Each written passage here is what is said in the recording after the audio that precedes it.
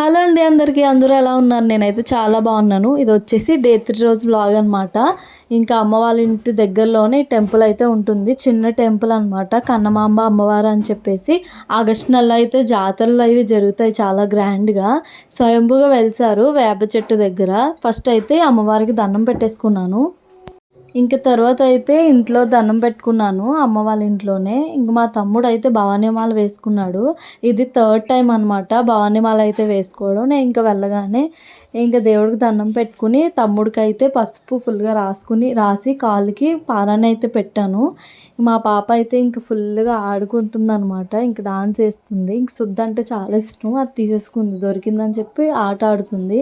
తినైతే మా మరదలు, ఇంకా అమ్మమ్మ, తినైతే మా మరిది అనమాట.